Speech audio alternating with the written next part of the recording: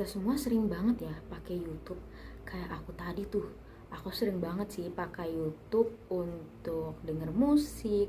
Terus aku juga sering banget nonton podcast buat nemenin hari-hariku.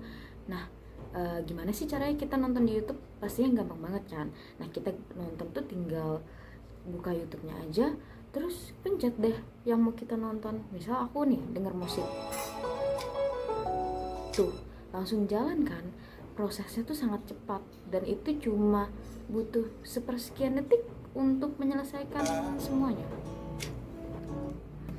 Tapi kalian pernah gak sih berpikir kayak kenapa video kayak gini, musik itu bisa muncul langsung di laptop kita? Apa sih yang terjadi di balik itu? Jujur aku penasaran banget sih. Ayo kita cari tahu bersama. Nah, jadi aku udah cari tahu nih buat kalian. Jadi, ternyata kalau misalnya kita ngeplay satu film, video, ataupun musik di YouTube kita, itu yang terjadi banyak banget di balik layarnya. Apa aja sih? Jadi, ada hardware, ada software, ada storage, ada operation system, dan juga ada networking, dan juga data center loh. Kira-kira mereka bekerja bagaimana ya di balik layar sampai kita bisa nonton YouTube tuh sepersekian detik langsung tampil. Oke, kita ke komponen yang paling sering kita lihat dulu nih. Apa sih itu, Kak? Jadi itu adalah hardware. Nah, hardware itu adalah perangkat keras yang dimana dapat kita lihat, dapat kita sentuh dari suatu komponen komputer dan lain sebagainya yang mendukung proses dari YouTube tersebut. Kalau kita nih sebagai pengguna, apa sih hardware yang biasa kita gunakan atau kita butuhin kalau misalnya kita mau nonton YouTube? Kalau semisal kita nontonnya pakai handphone, tentunya hardwarenya itu handphone itu sendiri. Kalau misalnya kita pakai laptop, itu tentunya ada laptop, terus ada keyboardnya untuk kita mengetik, dan juga di dalam laptop tersebut ada CPU, ada RAM, ada GPU, dan lain sebagainya.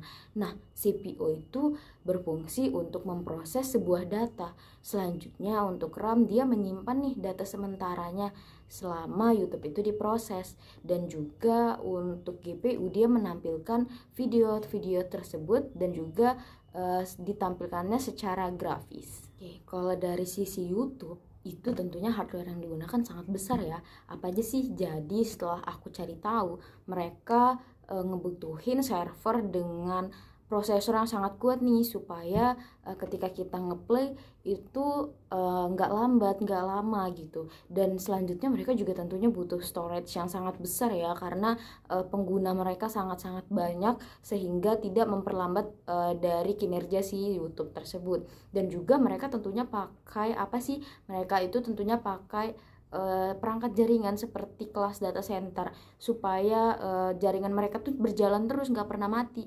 Karena kalau misalnya sempat down, maka dari itu kita juga nggak bisa tuh nonton video YouTube-nya. Oke, jadi tadi kan kita udah ngebahas nih terkait hardware-nya. Nah, kali ini kita ngebahas terkait perangkat lunak atau program yang ada di dalamnya, atau bisa disebut dengan software.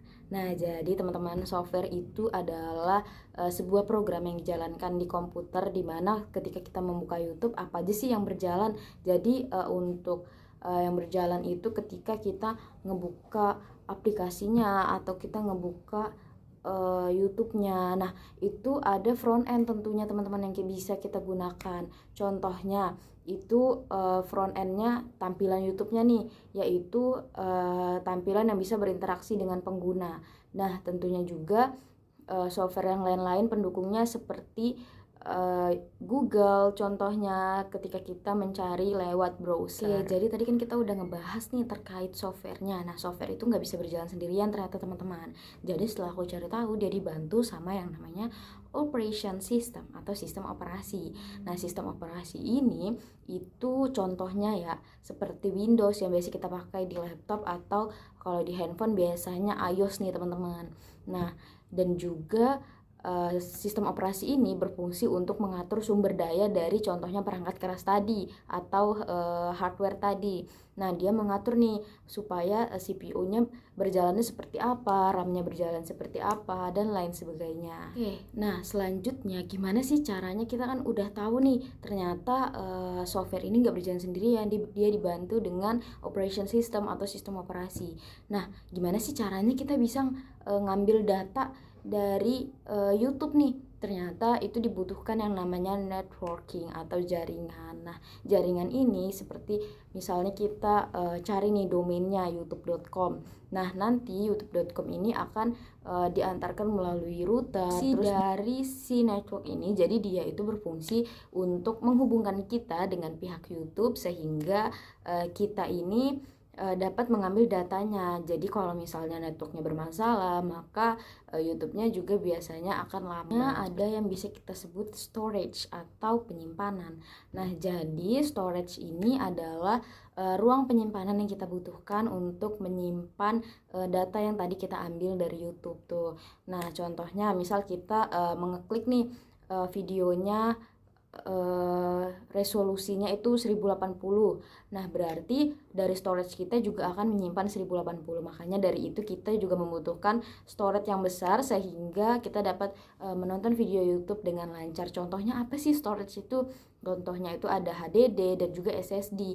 Bedanya apa? Kalau HDD ini kecepatannya sebenarnya lebih kecil, tetapi untuk penyimpanannya dia lebih besar dan cocok untuk dokumen ataupun file yang dibutuhkan lama. Sedangkan SSD, nah dia itu kecepatannya sangat cepat tetapi penyimpanannya tidak sebesar HDD. Jadi kan kita udah nge-mention tuh terkait perangkat keras yang dibutuhkan oleh si YouTube-nya karena mereka tentunya memiliki user yang sangat banyak.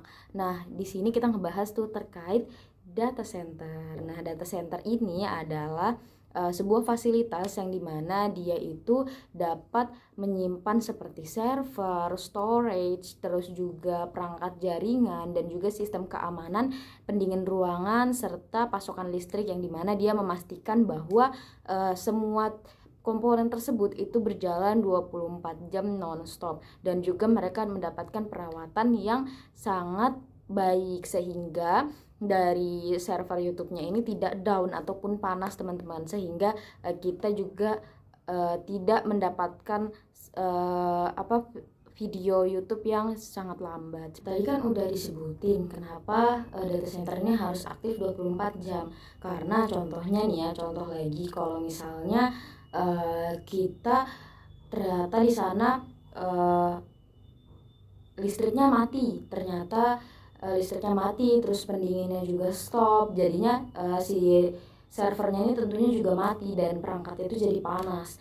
Nah, oleh karena itu nanti ketika kita menonton itu layanan dari YouTube-nya itu tidak stabil teman-teman, sehingga mereka membutuhkan fasilitas data center untuk menunjang dari operasionalnya mereka. Jadi dari yang aku infoin tadi, ternyata YouTube itu nggak bekerja sendirian. Tentunya dia banyak banget pilar-pilar yang membantu si YouTube untuk menampilkan video yang tadi, yang mana bisa disebut dengan infrastruktur TI atau ekosistem yang menghubungkan satu sama lain atau saling terhubung. Seperti hardware-nya membutuhkan operation system, terus software-nya membutuhkan hardware, terus storage-nya ini dipanggil untuk menyimpan datanya, network dibutuhkan untuk menghubungkan ke pihak YouTube-nya, terus data center dibutuhkan untuk menjaga semua komponen ini agar dapat berjalan dengan baik dan seharusnya. Nah, jadi teman-teman, ketika kita ngeklik video YouTube tadi, itu software kita nih yang di dalam sini atau Chrome kita, mereka itu request ke data center milik si YouTube atau IP-nya si YouTube. Ternyata kita request nih, nah requestnya itu lewat network untuk menghubungkan.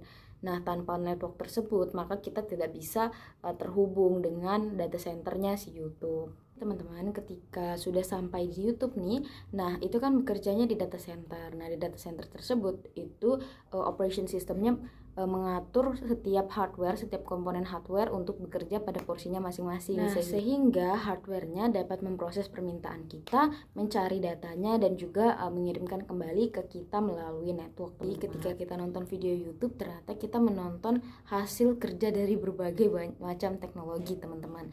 Nah, jadi itu sih yang aku mau sampaikan ke kalian. Semoga ilmunya bermanfaat dan sampai jumpa lagi.